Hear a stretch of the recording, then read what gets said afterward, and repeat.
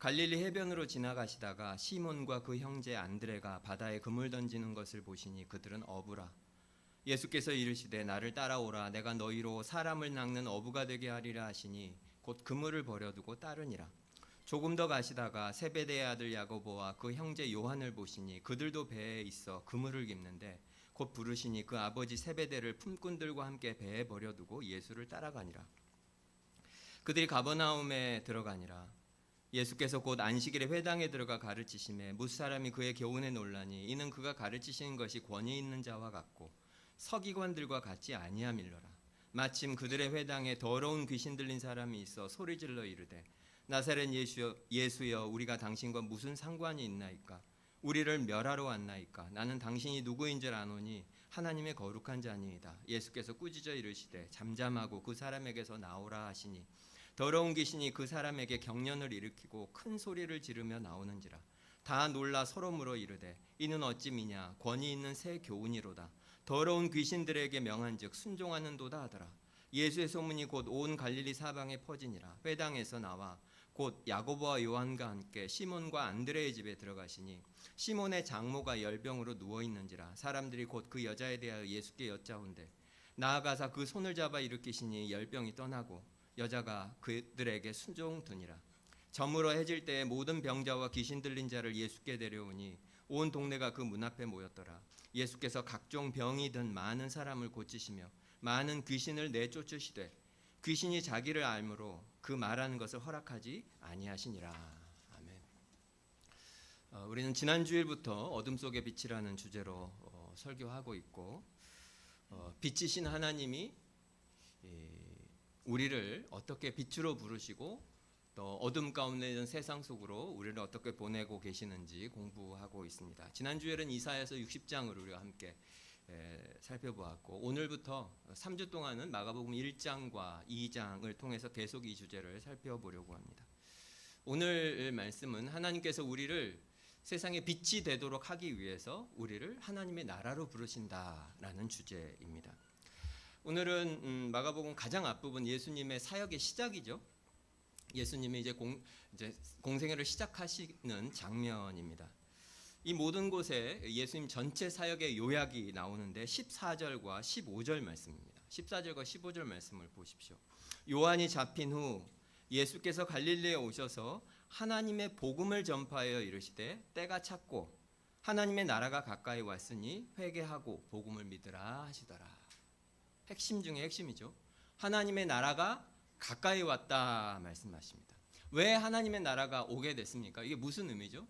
예수님 자신이 이곳에 오셨기 때문입니다. 하나님이 이곳에 오셨어요. 하나님이 오셨는데 왜 하나님의 나라가 왔다고 말씀하십니까? 예수님이 왕이시기 때문입니다. 그분이 오시면 그분의 통치가 시작이 되는 거예요. 그래서 그분의 나라가 이 땅에 왔고 예수님이 계시기 때문에 이제 하나님의 나라의 통치가 시작되었다는 그런 말씀입니다. 굉장히 중요한 말이죠. 특별히 마태, 마가, 누가 이 공관복음에 보면 예수님이 그분이 이 땅으로 가지고 들어오시는 나라, 즉 하나님의 나라에 관해서 여러 곳에서 말씀하십니다. 이는 완전히 새로운 나라예요. 기존에 있던 이 세상과는 전혀 다른 새로운 나라가 이 세상 속으로 들어와서 시작이 된다는 거죠. 그리고 그 나라는 성경 전체에 나타났는데 일반적으로는 현재 우리가 살고 있는 이 땅에 있는 모든 문제들과 그 다음에 고통들과 그 모든 것들이 치유되고 회복되고 그리고 완전히 새롭게 되는 그런 나라라고 성경은 모든 곳에서 말하고 있습니다. 창세기를 보면 하나님께서 원래 세상을 창조하셨을 때 그 세상은 낙원이었습니다. 지금과는 완전히 다르죠. 전쟁도 없고 범죄도 없고 질병도 없고 그러니 당연히 죽음도 없고 그런 곳이었어요. 근데 왜 그렇습니까? 그때는 그 낙원은 하나님이 왕이 되셔서 그 땅을 완벽하게 하나님 뜻대로 통치하셨기 때문에, 그러니까 하나님의 뜻이 그 땅에서 완벽하게 구현이 되고 작동을 했기 때문에 그런 일이 있었던 거예요. 오늘 여기 오실 때 차를 가지고 오신 분들 많이 계실 텐데 제 차는 이렇게 요즘 차랑 달리 이렇게 키를 꽂아서 이렇게 돌리면 차가 부르릉 하면서 온몸으로 시동이 걸렸다는 걸 알려줍니다. 모를 수가 없어요. 시동이 걸렸다는 걸. 근데 요즘 새로 나온 차들은 이 꼽지도 않고 돌리지도 않고 그냥 버튼 하나 누르면 되잖아요. 그래서 시동이 걸렸는지 안 걸렸는지 잘 모르겠더라고요, 옆에 타면. 그런데 예를 들어서인데 만약에 수십억 혹은 뭐 수백억짜리 이 세상에 있는 모든 차 중에 가장 완벽한 차가 있다고 해보십시오. 그런데 그 차를 만약에 5살짜리 애가 앞바퀴 몰래 들고가 아니에요. 거기 있는데 모르고 그 차에 들어가서 만약에 그 차를 운전대에 앉으면 어떻게 되겠습니까? 걔가 막 누르겠죠. 시동이 걸려도 시동이 걸린지 모를 테고 막 이거저거 돌리면. 옛날 차들은 이렇게 해야 되는데 요즘은 이렇게 돌리니까 애들도 다 할 수 있지 않겠어요? 그럼 어떻게 될까요? 그런 사고가 가끔 나지 않습니까? 그렇게 되면 1차적으로는 그 차도 망가지겠지만 그 주변에 있는 차뿐만이 아니라 사람까지 망가뜨릴 거고 주변도 다 망가뜨릴 테고 궁극적으로는 운전하고 있는 자기 자신조차 죽거나 아니면 큰 사고를 당하거나 그렇게 되지 않겠습니까? 말 그대로 모든 것이 망가지는 거예요. 붕괴되고. 이것은 차 자체가 문제가 아니에요. 차는 완벽해요. 문제는 그 완벽한 것을 운전할 수 없는 불완전한 운전자 때문에 문제인 거죠. 많이 들어본 비유 아닙니까? 이 땅이 그렇다는 것입니다. 하나님이 창조하신 세상은 완벽해요. 하나님은 완벽한 세상을 만드셨어요. 그 완벽한 세상의 질서는 뭐냐면 하나님이 우리를 창조하신 다음에 우리로 하여금 하나님을 섬기는 사람으로 하나님을 예배하는 사람으로 우리를 창조하셨습니다. 그런데 하나님의 창조의 원리가 그것이기 때문에 우리는 인간은 원래부터 하나님을 예배하고 하나님을 섬겨야 가장 인간적인 인간이 됩니다. 인간답다는 거예요. 그런데 만약에 우리가 그 원리, 하나님 그런 창조의 원리를 거슬려서 하나님을 예배하지 않으면, 하나님을 섬기지 않으면, 하나님의 말씀대로 순종해서 통치를 받지 않으면 어떻게 되겠습니까? 그것은 이 완벽한 차를 운전하는 5살 아이가 있는 것보다 사실은 훨씬 더 위험한 일입니다. 훨씬 더 나쁜 일입니다. 창세기 3장에 우리가 아는 것처럼 사탄이 계속 인간에게 거짓말을 합니다. 그 거짓말은 딱 이거예요. 요즘 세상에서 우리가 날마다 듣는 이야기. 네 삶은 네 것이다.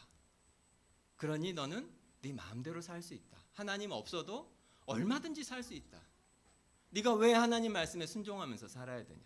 네 마음대로 살아도 되고 너한테는 그런 능력이 있다. 돈이 있으면 그리고 네가 원하는 것을 성공하기만 하면 건강하기만 하면 이것저것이 있기만 하면 너는 얼마든지 하나님 없어도 살 수 있다. 이것이 사탄이 에덴 동산에서부터 한 거짓말입니다. 그런데 그 결과가 바로 오늘 우리가 살고 있는 세상입니다. 모든 것이 무너지고 붕괴되고 있는 거죠.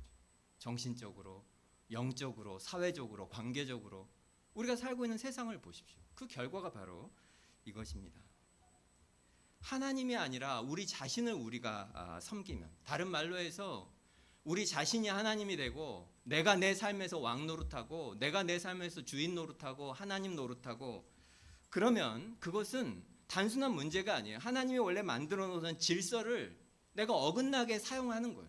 그러면 당연하지만 그 결과가 붕괴되죠. 예를 들자면 누군가가 우리에게 뭔가 잘못을 하면 사실 우리 마음이 상처를 받죠. 근데 그때 하나님이 만들어 놓은 질서는 뭐죠? 질서는 용서하라는 것입니다. 용서하라. 그것이 하나님이 만들어 놓은 질서예요. 복수하라가 아니고 용서하라. 그것이 하나님이 정하신 길이에요. 근데 만약에 우리가 그렇게 하지 않으면 어떻게 될까요? 그것은 결국 내 삶에 있어서는 하나님이 주인이 아니고 내가 주인이다. 내가 왕이다. 난 내가 하고 싶은 대로 하겠다. 그런 뜻이죠. 명백한 질서가 있는데 난 그렇게 안 하려고 하는 거예요. 저 사람은 내가 용서해 줄 사람이 못 된다. 왜냐하면 나쁜 사람이니까. 그 사람을 내가 심판하고 판단하고 정죄하고 그 사람에게 마땅히 받아야 될 벌을 내가 주겠다. 그것과 똑같은 말이잖아요. 그러면 그 결과가 어떻게 됩니까? 그건 너무나 당연하지만 뭐 영화에서나 뭐 복수하면 시원하지 사실은 자기 자신에게도 정신적으로 좋지 않고 그 사람과의 관계도 당연히 깨어지게 되고 그리고 심하면 누군가를 미워하면 우리 자신에게 육체적인 증상이 나타나요. 경험해 보지 않으셨기를 바랍니다. 예수님께서 하나님의 나라가 가까이 왔다 이렇게 하시는 말씀이 무엇이냐면 이 깨어진 세상에 하나님께서 다시 오셔서 그 하나님의 통치가 시작이 됐다는 거예요. 그러면 예전에 잃어버렸던 그런 회복, 치유 이런 것이 그 속에서부터 이제 새롭게 시작이 돼요. 하나님이 통치하시고 하나님이 다스리셔서 이 죄의 모든 결과들이 사라지는 그런 나라가 시작이 되었다. 그런 말씀이에요. 그래서 하나님 나라의 중요한 특징은 나누어지는 것이 아니고 연합하는 것이요. 부서지는 것이 아니고 회복되고 치유되는 것이 그것이 하나님 나라의 중요한 특징입니다. 그런데 여기서 굉장히 중요한 것이 있는데 우리가 이미 배워서 이 개념을 다 알고 계시리라 생각하는데 신약 성경을 다 보면 하나님의 나라는 예수님 때문에 시작은 되었지만 그것이 이미 이 땅에서 완성된 것이 아닙니다. 그러니까 부분적으로 시작이 되었다는 거죠. 구약 성경에 보면 뭐 이사야서 같은 데도 그렇고 여러 곳에서 완벽하게 완성된 하나님의 나라 모습을 정말 아름답게 많이 보여줍니다. 메시아, 꼭 다윗의 후손이 이 땅에 오면 그러면 모든 것이 회복될 것이다. 이렇게 분명히 아름다운 그림을 보여줘요. 그런데 이사야서 53장에 나오는 것처럼 그 메시아는 오실 때 어떻게 오십니까? 고난받는 종으로 오십니다. 왕으로 오는 것이 아니고 고난받는 종으로 오셔요. 이게 무슨 의미냐면 이 땅에 하나님 나라가 오는데 그 하나님 나라를 가지고 메시아, 그리스도가 오실 때 이분은 한 번 오시는 것이 아니고 두 번 오시는 거예요. 두 번. 처음 오시고 나중에 다시 오시고 이렇게 한다는 거예요. 처음에 오실 때는 이 땅에는 모든 악과 죄를 다 없애버리시는 그런 큰 능력으로 오시는 것이 아니고 처음에는 은혜를 베푸시고 자비를 베푸시고 이 나라가 어떻게 시작됐는지 사람들에게 알게 하시고 그걸 초대하시고 그렇게 너무 연약한 사람의 모습으로 처음에 오셔요. 하지만 나중에 다시 오시는 때가 있습니다. 우리가 흔히 하는 말로 재림, 다시 오신다는 거예요. 그분이 다시 오실 때는 어떻게 오십니까? 구름 타고 오십니다. 큰 권능으로. 그때는 더 이상 어떤 변명도 그리고 어떤 예외도 없이 모든 죄가 사라질 것이고 그때 하나님의 나라가 완성이 됩니다. 예수님이 바로 그렇게 하셨죠. 예수님께 처음에 오실 때 사람이 돼서 구유에 정말 너무나 낮고 천한 모습으로 오시고 그리고는 십자가에서 죽고 부활하고 승천하셨습니다. 하지만 그분이 가신 그 모습 그대로 분명히 다시 오실 거예요. 그게 오늘일지 내일일지 언제일지 우리는 알지 못하지만 분명히 오십니다. 그러면 그날에 하나님의 나라가 진짜 완성이 됩니다. 많이 들어봤죠? 이미와 아직. 하나님의 나라는 이미 왔고 이미 시작되었지만 아직 완성되지 않았다. 그래서 우리는 지금 바로 그 중간기에 살고 있습니다. 그래서 우리는 하나님 나라 백성이지만 완벽하게 완성된 하나님 나라 속에서 살고 있는 것은 아닙니다. 그래서 아직 완성되지 않았기 때문에 완성된 하나님의 나라에서 누리는 그 모든 것을 지금 다 누릴 수는 없어요. 눈물도 없고 고통도 없고 질병도 없고 다치지도 않고 그것은 먼 훗날에 완성될 거예요. 죽음도 없고 지금은 아직 이루어지지 않은 하나님 나라 속에 살고 있기 때문에 우리에게 그런 치유와 회복과 모든 것이 다 100% 있지는 않습니다. 하지만 명백한 것은 하나님의 나라는 이미 시작됐고 우리가 하나님의 나라 속에 있으면 분명히 이런 일들이 분명히 일어납니다. 우리 모두가 이미 경험한 일 아닙니까? 여러분을 한번 보십시오. 많은 것들이 있지만 가장 큰 변화 중에 하나는 이 정체성입니다. 정체성. 나는 누구인가? 인간에게 있어서는 가장 중요한 질문이잖아요. 어느 만큼 나이가 들면 사람은 이 고민을 하게 돼요. 나는 진짜 누구지? 나는 좀 뭐 하는 거지? 이 몸에 있는데 몸속에 지금 나라고 생각하는 나는 도대체 뭐지? 인간은 가장 기본적으로 이 질문이 해소가 돼야 돼요. 그런데 예수 믿기 전과 지금 여러분의 나는 누구인가에 대한 답이 얼마나 변했는지 한번 생각해 보십시오. 우리가 어렸을 때는 부모가 한 말에 너무 큰 영향을 받아요. 아유 이 뚱땡이, 이 바보. 부모가 그렇게 말하면 애가 자기가 그런 줄 알아요. 아니면 주변에서 우리가 속한 공동체에서 사람들이 하는 이야기에 엄청나게 영향을 받습니다. 그래서 그것이 마치 자기인 것처럼 생각해요. 우리가 자라오면서 이 세상이 여러분한테 한 수도 없는 말들을 생각해 보십시오. 경쟁에서 이겨야 되고 성적이 좋지 않으면 너는 실패자고 좋은 직장에 못 가면 네 인생은 끝이고 등등등등 얼마나 많은 이야기를 우리가 들으면서 삽니까? 그런데 예수를 믿게 되면 그 하나님 나라 속으로 들어오게 되면 엄청난 변화를 겪게 되죠. 우리 모두가 겪은 일입니다. 아, 그렇지가 않구나. 내가 이전에 들었던 모든 말들과 사람들의 평가와 이런 것들이 거짓말이구나.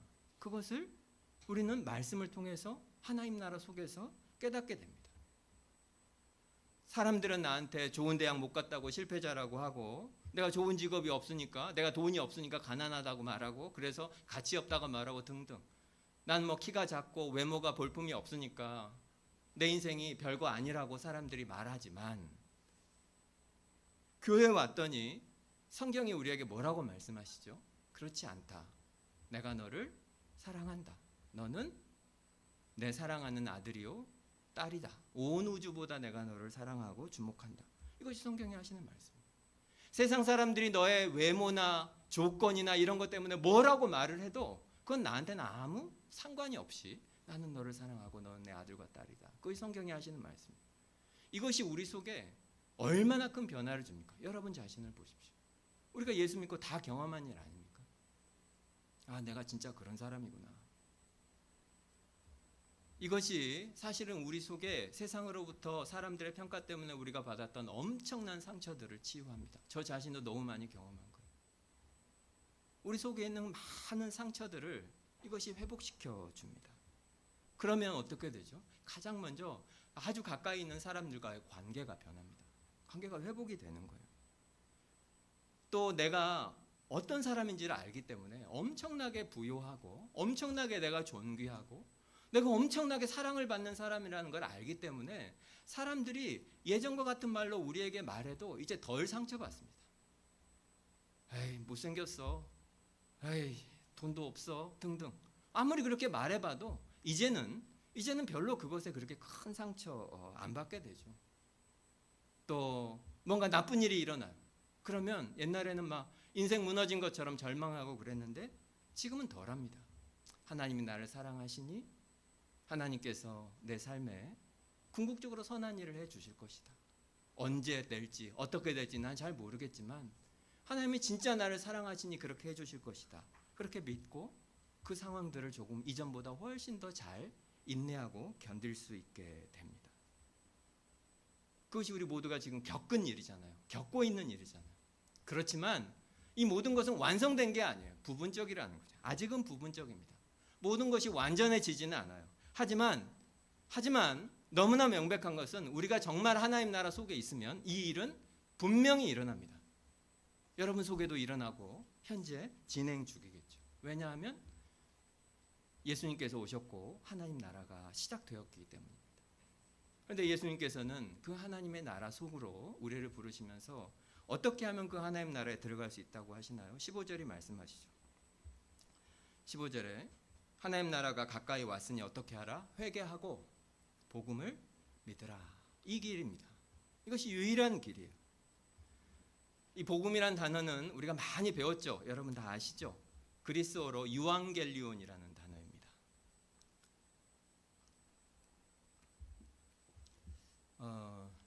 이 유앙겔리온이라고 하는 단어는 어떤 때 사용되는 단어냐면 어떤 큰 일이 일어났을 때, 큰 역사적인 사건이 있었을 때 그것을 나타내는 단어예요. 그러니까 엄청나게 큰 일, 도저히 믿을 수 없는 그런 일에 대한 소식, 그것을 유앙겔리온이라고 합니다.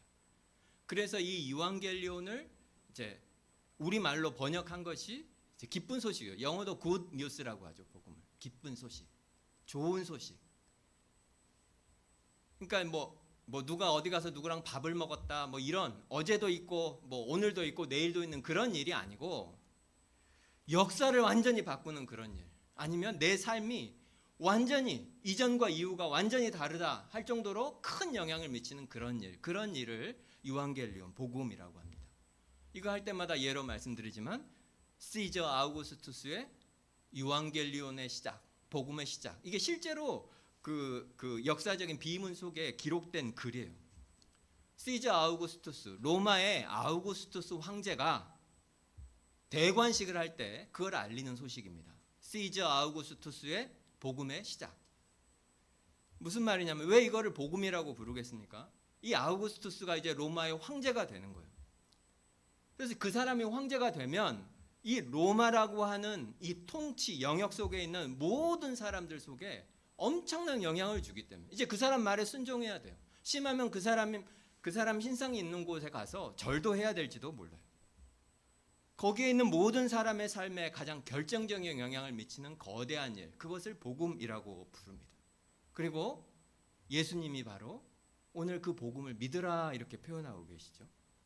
복음은 기본적으로 뭐라는 거죠? 그렇게 우리 밖에서 일어난 어떤 거대한 일이라는 거예요. 그것을 믿으라는 거예요. 예수를 믿는다고 하는 것이 그냥 다른 종교들처럼 뭐 이렇게 살고 이렇게 살고 이렇게 하면은 너희가 구원을 얻을 것이다. 그것이 아니라는 거죠. 복음을 믿는다고 하는 것은, 복음을 믿는다는 것은 이것이 뉴스라는 것을 아는 거예요. 내가 무슨 일을 하느냐가 중요한 것이 아니고 예수님이 그 어떤 일을 했다. 그러니까 그것이 뉴스이기 때문에 우리에게 전달이 되면 그것을 믿을 거냐 안 믿을 거냐, 그 문제가 남는 거예요. 내가 어떻게 하느냐의 문제가 아니라 예수님이 우리를 위해서 중요한 일을 해주셨다. 나는 그것을 믿을 건가 믿지 않을 건가, 이것만 중요합니다. 그리고 만약에 그 소식을 우리가 믿으면 그 순간 우리는 어떻게 되냐면 하나님 나라 속으로 들어가게 되고 아까 말했던 그런 치유와 회복과 이런 일들이 일어나게 된다는 거죠. 그건 엄청난 변화예요. 진짜 거대한 변화예요. 패러다임 시프트라는 말 많이 들어보죠. 온 세상과 나 자신과 이 온 우주와 이걸 바라보는 시선이 완전히 바뀌는 거예요. 천동설이 지동설이 되는 것처럼. 지구가 가운데 있고 온 우주가 지구를 중심으로 도는 것이 아니라 알고 봤더니 지구라고 하는 별이 태양을 중심으로 돌고 있었다. 거대한 변화죠. 마찬가지입니다. 내가 내 힘으로 내가 온 우주의 주인인 것처럼 평생 살았는데 알고 보았더니 그게 아니라 하나님이 나를 만드셨고 하나님이 내 삶을 인도하고 가신다고 하는 것을 보게 되고 인정하게 되는 거. 내가 어떻게 사느냐가 중요한 것이 아니고 하나님이 나를 위해서 하신 일을 내가 믿는 것이 훨씬 중요하다는 것을 보게 되는 것. 그것이 믿는 것입니다. 우리는 평생을 온통 나 중심으로 살아요. 내가 얼마나 편할까? 내가 얼마나 안전할까? 내가 얼마나 행복할까? 평생 내 감정을 그냥 온 우주에 가장 중요한 것으로 여기면서 삽니다. 하지만 하나님의 나라에 들어가면 어떻게 되죠? 나보다 그분이 훨씬 중요하게 돼요. 내가 어떻게 하나님을 기쁘시게 할까? 그리고 어떻게 해서 내가 복의 통로가 될까? 이것이 하나님 나라 속에 있는 가장 중요한 변화입니다. 그리고 그렇게 하면 어떻게 된다는 거죠? 예수님의 통치를 받기 때문에 그 질서 속으로 다시 편입이 되는 거라서 질서 밖에 있다가 질서 속으로 들어가는 거예요. 마치 물에 있던 물고기가 밖으로 나왔다가 다시 물속으로 던져주면 죽은 것 같은 물고기가 확 이렇게 살아가는 것처럼 그렇게 된다는 거예요. 예수님의 통치 밖에 있던 우리들이 그분의 통치 속으로 다시 들어가면 비로소 우리에게 엄청난 생명력이 생기고 치유와 회복이 생기고 그렇게 말하고 있습니다. 그래서 예수님께서는 우리에게 바로 그곳에 들어오라고 초대하고 계시는 거예요. 그런데 예수님께서 단순히 네가 이걸 믿어라 에서 그치는 것이 아니고 그 다음에 16절과 17절에 보면 예수님께서 어떻게 말씀하시냐면 16절과 17절을 보십시오. 갈릴리 해변으로 지나가시다가 시몬과 그 형제 안드레가 바다에 그물 던지는 것을 보시니 그들은 어부라. 예수께서 이르시되 나를 따라오라. 내가 너희로 사람을 낚는 어부가 되게 하리라. 그냥 믿어라. 복음을 믿어라. 그리고 하나님 나라 속에서 살아라. 그냥 그렇게 말씀하시는 것이 아니고 여기에선 더 말씀하시죠. 어떻게 나를 따라오라. 나를 따르라. 이렇게 말씀하고 계십니다. 그러니까 예수님이 지금 제자들을 부르고 계신데 제자들한테 뭔가 이렇게 율법책을 주면서 너희가 이게 순종하고 살아라 그렇게 말씀하시는 것이 아니고 나를 따르라 이렇게 말씀하고 계십니다.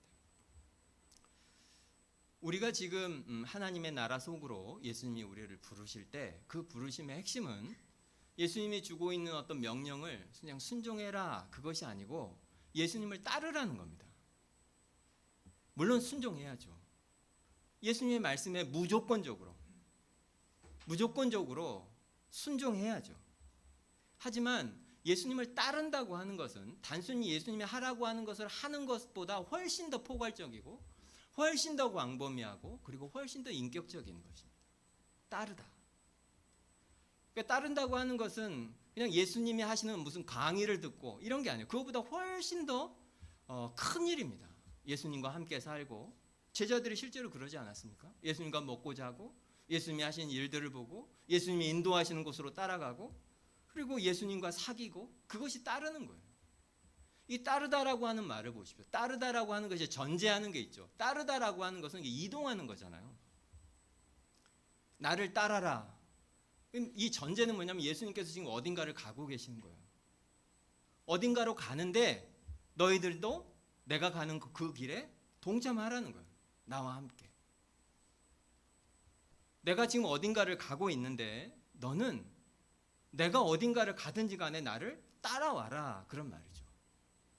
내가 무엇을 하든지 내가 너를 어디로 이끌든지 나를 믿고 끝까지 나한테 충성하고 나와 함께 가자는 것이죠. 그것이 나를 따르라. 제자가 된다는 의미예요. 오늘 예수님께서 오늘 읽은 이 마가복음 1장에 총 4명의 제자를 부르십니다.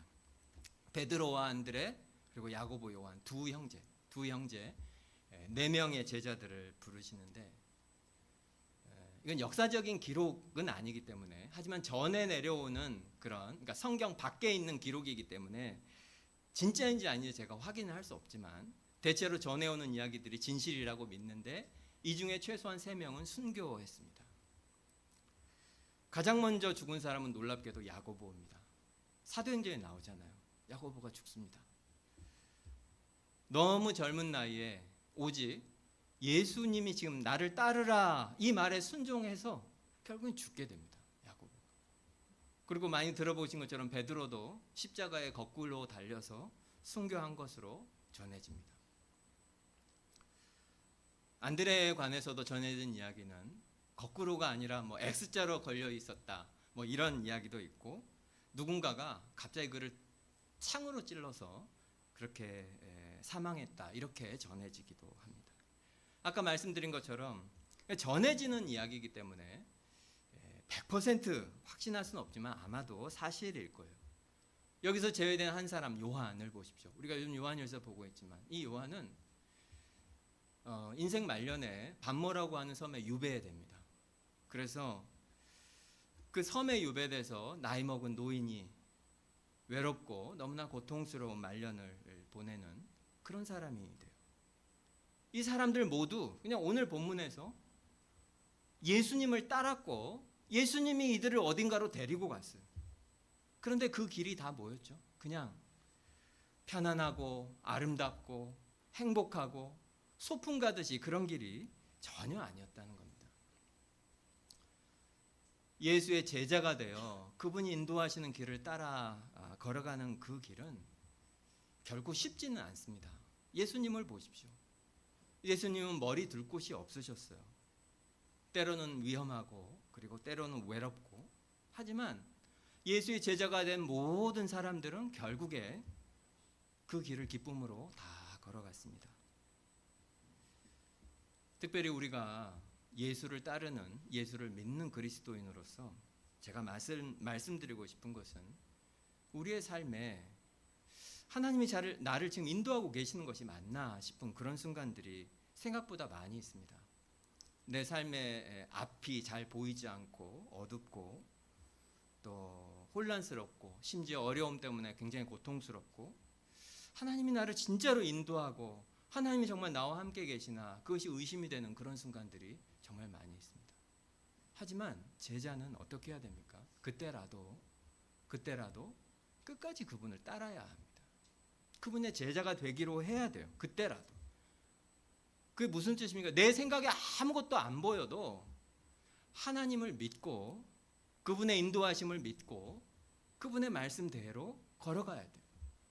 이건 아닌 것 같아요 라고 생각한다면 그것은 이미 내가 내 삶에서 옳고 그른 길이 무엇인지 내가 판단하고 있는 거예요.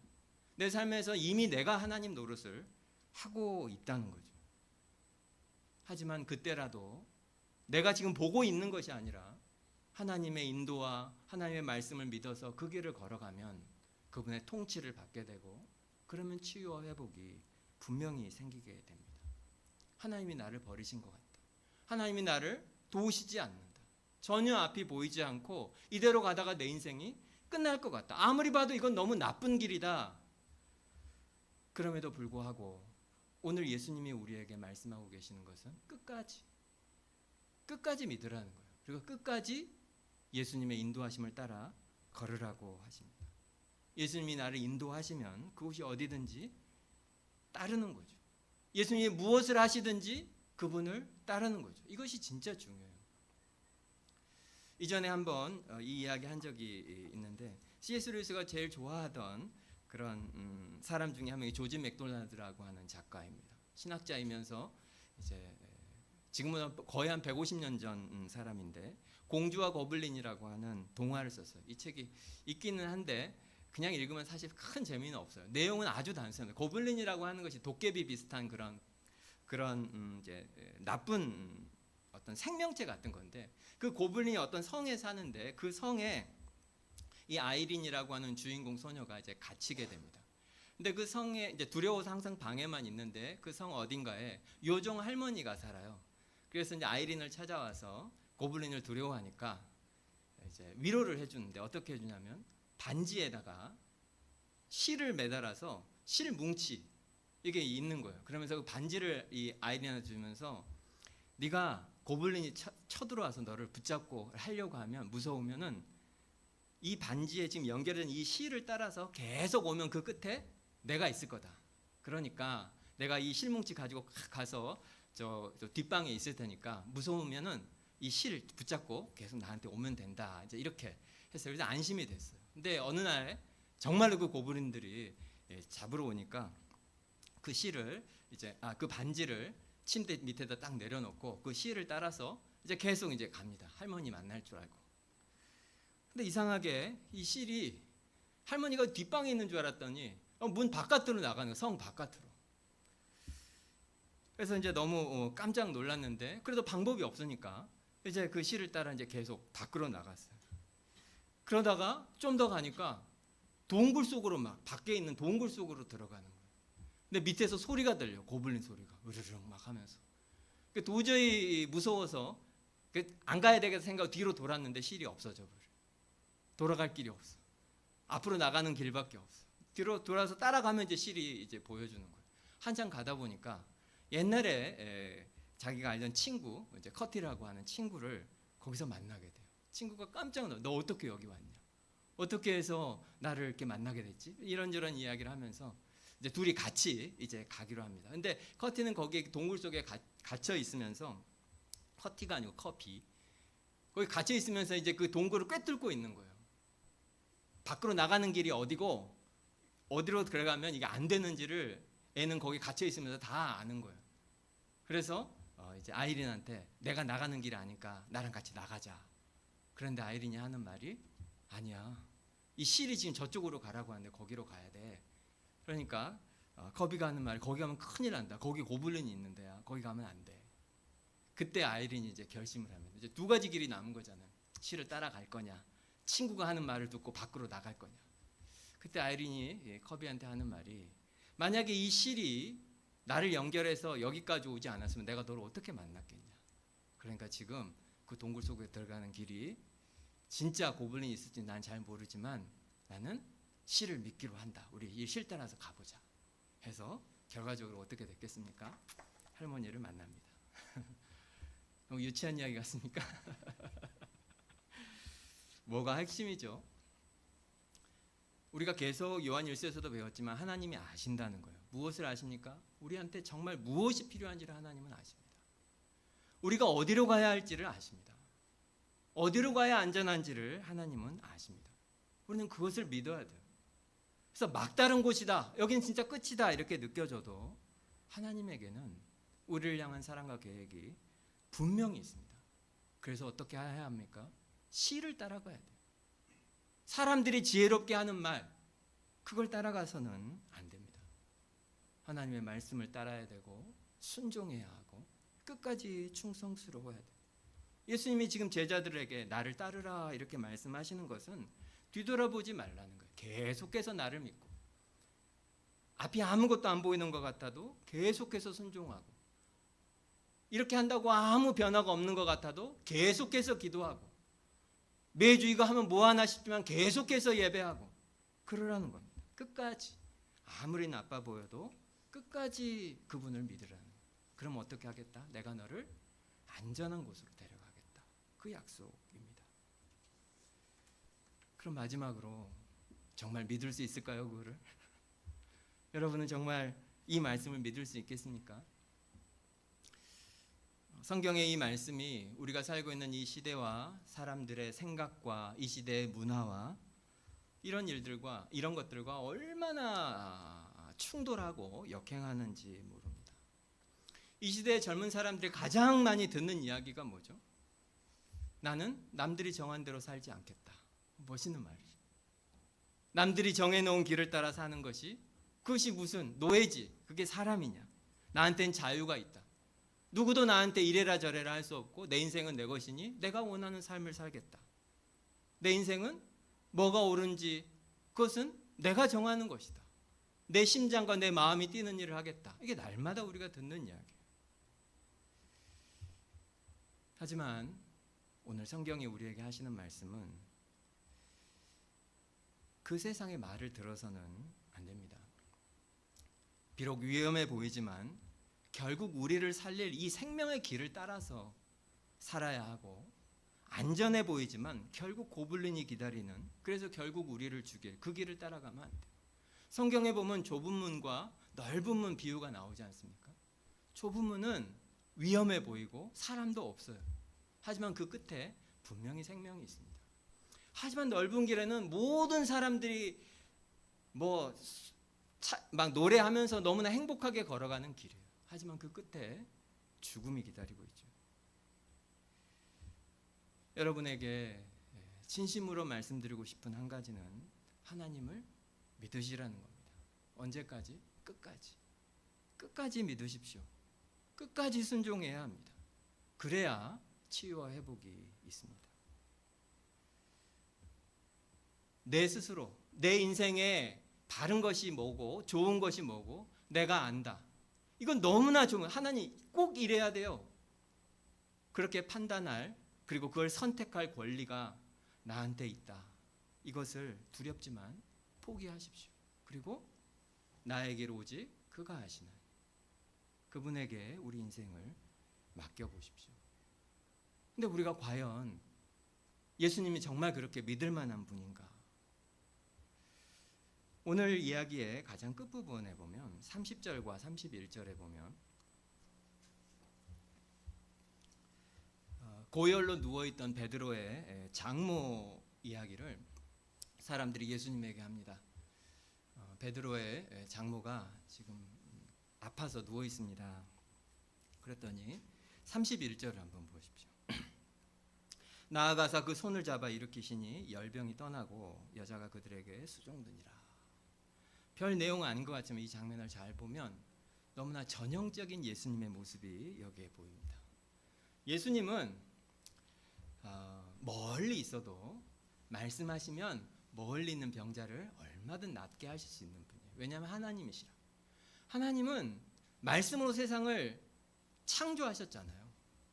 이 병자 한 명을 낫게 하는 것은 전혀 문제가 없어요. 그래서 그냥 말씀으로 네가 이제 나았다 해도 충분해요. 그러면 베드로의 장모가 그냥 일어났을 거예요. 그런데 성경 여러 곳에서 예수님께서 불필요한 친절을 베푸시는 장면이 여러 곳에 나옵니다. 나병 환자가 있는데 굳이 가서 그 나병 환자를 만지셔요. 아이가 죽었는데 관 위에 손을 대십니다.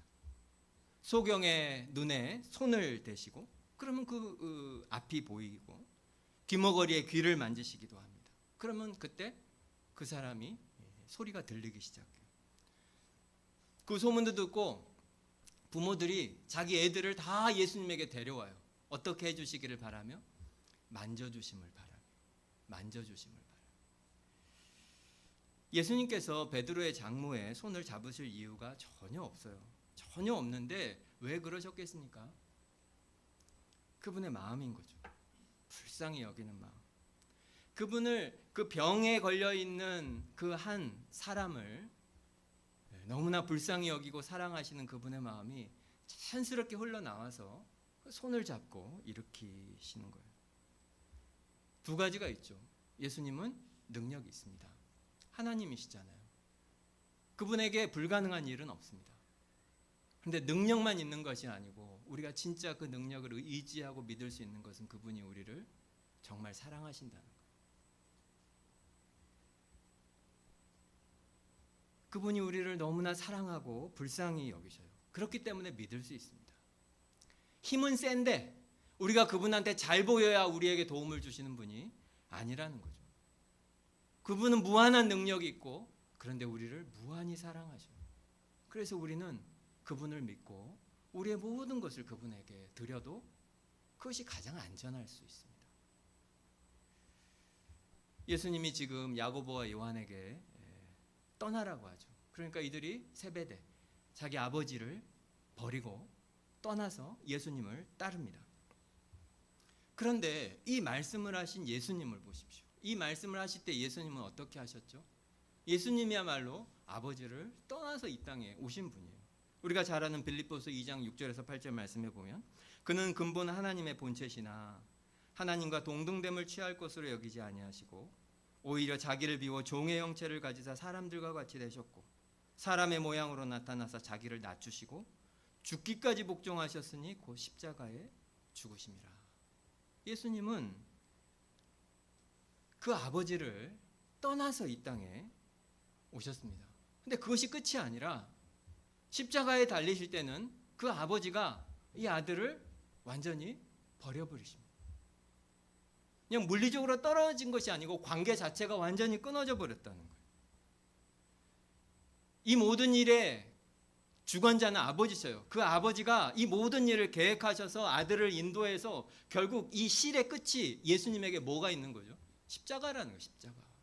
아버지가 아들을 인도해서 예수님을 십자가에 죽이십니다. 그리고 그 모든 것이 무엇 때문이라는 거예요? 우리 때문이에요. 우리는 이제 예수님을 따릅니다. 예수님의 길을 걷고 예수님이 말씀하신 대로 순종하고 예수님이 우리에게 주시는 실을 따라가요. 그러면 그 끝에 무엇이 있겠습니까? 우리한테는 아버지가 계시는 거죠. 아버지가. 예수님을 믿으십시오. 예수님이 지금 우리를 부르고 계시고 그리고 우리는 거기에 순종해서 예수님을 따라갑시다.